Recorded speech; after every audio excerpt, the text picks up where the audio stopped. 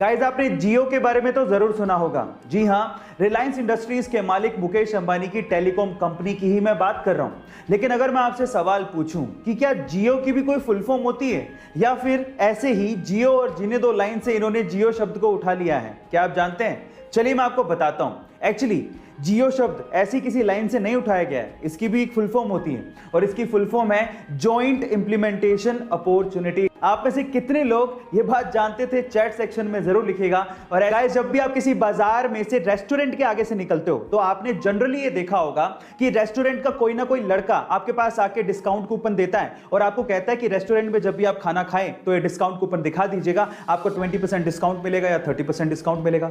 आप कूपन ले लेते हो लेकिन थोड़ी आगे जाने के बाद उसे फेंक देते हो। लेकिन टेली स्टोरी नाम का एक रेस्टोरेंट है, उसने अपना डिस्काउंट देने का एक गजब तरीका निकाला है। उसने 2000 के नोट के जैसे दिखने वाले पेपर पर अपना डिस्काउंट कूपन छाप दिया और उसे सड़क पर फेंक दिया।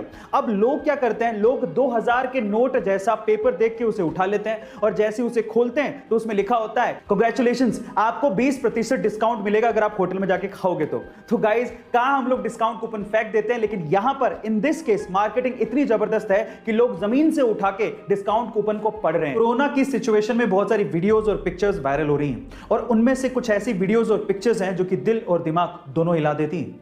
कुछ ऐसी ही वीडियो उज्जैन से सामने आ रही है। कोरोना के सेकेंड वेव की वजह से मरीजों की संख्या एकदम से बढ़ गई है और उसकी वजह से एम्बुलेंस से लेके ऑक्सीजन के सिलेंडर तक की कमी हो गई है।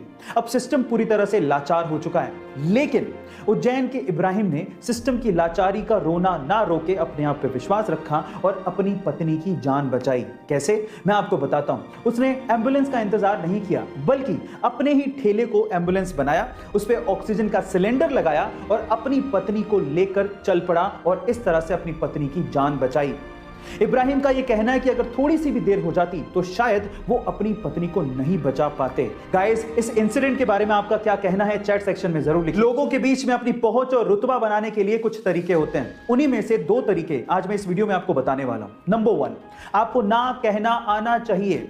यदि आप हर किसी को हर समय हर किसी काम के लिए हां कह देते हैं तो लोग आपकी इज्जत नहीं करते। लोग उन्हीं की इज्जत करते हैं जिनकी कुछ सीमाएं होती हैं, इसीलिए ना कहना सीखिए। नंबर 2, अगर आप चाहते हैं कि लोग आपकी बात पे ध्यान दें या आप अपनी बात पर आप उनका ध्यान खींचना चाहते हैं तो अपनी बात को कुछ इस तरह से शुरू करें। मैं ये बात बताना तो नहीं चाहता था, लेकिन गाइस, ये दोनों साइकोलॉजिकल फैक्ट आपको कैसे लगे चैट सेक्शन में जरूर लिखिएगा। अगर आप फिट और हेल्दी रहना चाहते हैं तो आज इस वीडियो में मैं आप लोगों को 2 हेल्दी टिप्स देता हूं। टिप नंबर 1, रोज सुबह खाली पेट सौंफ का पानी पीने से आपका वजन बहुत ही तेजी से घटने लगता है और इसका असर आपको अगले 10 और 15 दिन में दिखाई भी देने लगता है। इसी वजह से सौंफ के पानी को बहुत ही अच्छा फैट बर्नर कहा जाता है। टिप नंबर 2, कच्चा लहसुन भले ही स्वाद में अच्छा ना लगता हो, लेकिन कच्चे लहसुन का सेवन करने से आपके फेफड़ों में कभी भी संक्रमण, सूजन या घाव नहीं होता।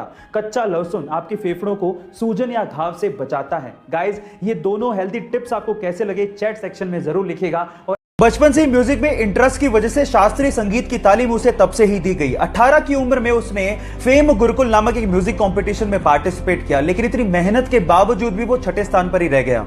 इसके बाद उसे समझ में आया कि म्यूजिक में उसे और डेप्थ की जरूरत है। अपने सर्वाइवल के लिए उसने मुंबई में कई म्यूजिक कंपोजर्स के अंडर काम किया। फाइनली अपनी मेहनत के चलते बॉलीवुड में उसे अपना पहला ब्रेक फिर मोहब्बत सॉन्ग से मिला।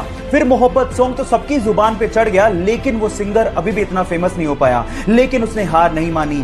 फाइनली आशिकी 2 के तुम ही हो सॉन्ग के बाद वो रातों रात सुपरस्टार बन गया।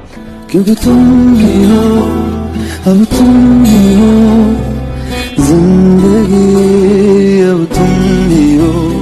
गाइस, अब आप ये सोचिए कि अगर उस सिंगर ने कंपटीशन हारने के बाद हार मान ली होती तो क्या वो आज अरिजीत सिंह से द अरिजीत सिंह बन पाता? इसीलिए नेवर गिव अप।